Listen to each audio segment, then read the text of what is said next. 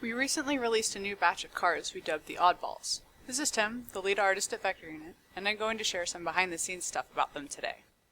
We have a huge list of photos that we keep for inspiration for when we want to create a new vehicle. We have so many photos and ideas, and we're always adding more, it gets really tough to pick which one to design next. For this batch of Oddballs, we sat down as a team and voted on which cars we personally would like to see in the game. We knew a toilet car was a clear winner when we were all laughing at the ideas we were throwing out. The weirdest part about this car is its lack of steering wheel.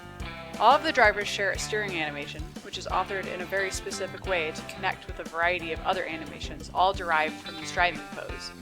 So we had to keep the driver in this particular sitting position with the hands on the steering wheel. But the final approved design didn't have a steering wheel. Instead, we attached a newspaper to the driver's hand. This car has the most custom work for its gold skin, which you can unlock on the console version of the game. We thought it would be more funny to make it feel kind of high fashion and Gucci as opposed to just making the whole thing gold. The desire for a food-themed car among the team was strong. We had a few ideas, but the pizza delivery car stood out. I wanted it to look more like a car that actually makes and delivers pizzas as opposed to just a pizza-themed car.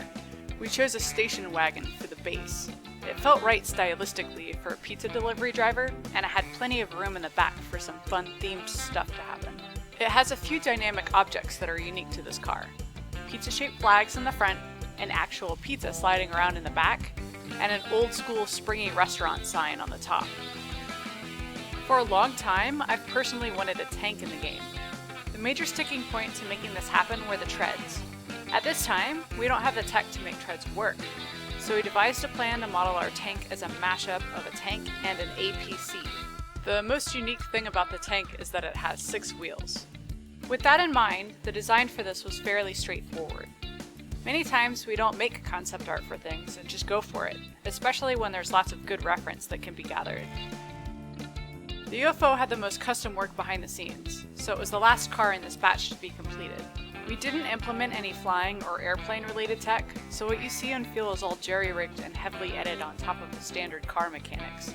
It took a lot of work and testing for it to feel like a hovercraft. We wanted this UFO to look and feel pretty retro sci-fi, similar to the way that the alien-themed levels in the game are styled. There are also really simple ambient UFOs placed in those levels, and we wanted this drivable UFO to look kind of like those. These cars were a lot of fun to make, and I hope you guys have a lot of fun playing with them.